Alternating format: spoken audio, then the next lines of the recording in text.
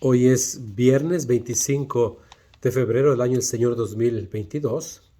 La Iglesia de México celebra la memoria del beato Sebastián de Aparicio, un español que emigró a México en el siglo XVI, se casó y ya viejito, de 70 años, vendió todo y entró como hermano lego con los franciscanos. Es decir, no fue sacerdote y vivió en Puebla. De hecho, en la ciudad de Puebla, en la iglesia de San Francisco de Asís, está su cuerpo incorrupto. Dice que él fue el que introdujo el uso de las carretas en México. El Evangelio de hoy está tomado de San Marcos capítulo 10, versículos del 1 al 12. En aquel tiempo se fue Jesús al territorio de Judea y Transjordania, y de nuevo se le fue acercando la gente. Él los estuvo enseñando como era su costumbre. Se acercaron también unos fariseos y le preguntaron, para ponerlo a prueba, ¿le es lícito a un hombre divorciarse de su esposa? Él le respondió, ¿qué les prescribió Moisés? Ellos contestaron, Moisés no permitió el divorcio mediante la Moisés nos permitió el divorcio mediante la entrega de un acta de divorcio a la esposa. Jesús les dijo, Moisés prescribió esto debido a la dureza del corazón de ustedes, pero desde el principio, al crearlos, Dios los hizo hombre y mujer. Por eso dejará el hombre a su padre y a su madre, y se unirá a su esposa, y serán los dos una sola carne. De modo que ya no son dos, sino una sola carne. Por eso lo que Dios unió, que no lo separe el hombre. Ya en casa, los discípulos le volvieron a preguntar sobre el asunto. Jesús les dijo, si uno se divorcia de su esposa y se casa con otra, comete adulterio contra la primera.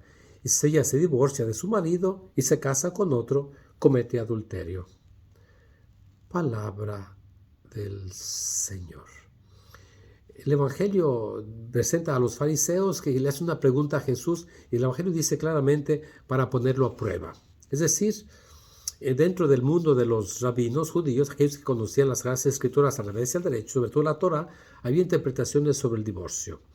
Entonces no era muy claro. Había, por así decirlo, los dos extremos. La interpretación más estricta, que solamente permitía el divorcio en caso del adulterio de la mujer, ¿no? Porque solamente el hombre podía divorciarse de su esposa.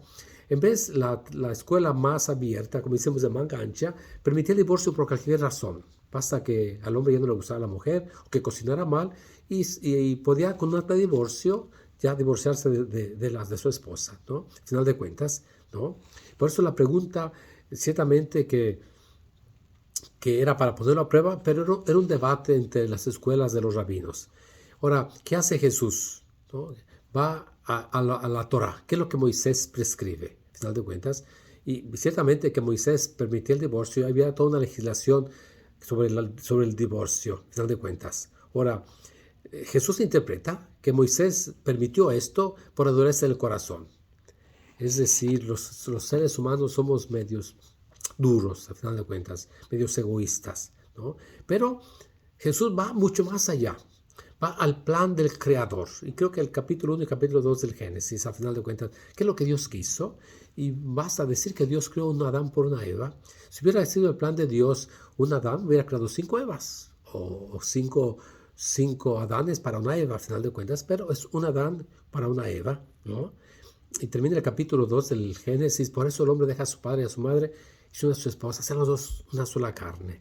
De hecho, los esposos, bien interesante, es el modelo más cercano a la Santísima Trinidad. Fíjense en esto. La Santísima Trinidad, decimos, son 3 personas distintas y un solo Dios verdadero.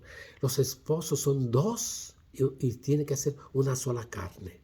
La relación más importante que el ser humano tiene hasta un cierto momento es con la mamá.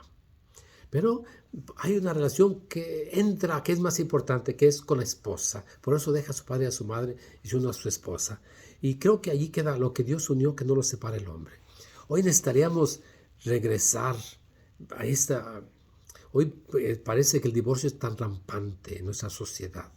Y de otra cosa que también ya parece una moda, la gente ya no se casa ni por el civil, menos por la iglesia.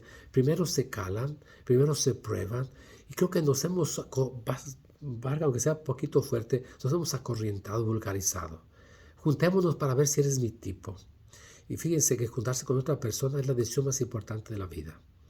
Y creo que Y es la célula que Dios quiso, es la célula de la sociedad, la familia, la célula de la iglesia. Necesitamos tener familias bien centradas, bien maduras.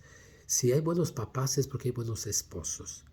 Ahora, el matrimonio fue instituido por Cristo, por Dios. Y Cristo lo eleva a matrimonio, a sacramento. Entonces, nosotros los cristianos, por eso debemos saber que el matrimonio solamente existe cuando es en la iglesia delante del Señor. Pidamos al Señor por los esposos que sean fieles el uno al otro. Cuando se casan, se dicen, te acepto como mi esposa, no te agarro, te acepto. Es decir, se te da como esposa, prometo serte fiel en lo próspero y en lo adverso, en la salud y en la enfermedad, y amarte y respetarte todos los días de mi vida. Ser fiel, amar y respetar. Que Dios te bendiga, te muestre su rostro y te dé su paz. Amén.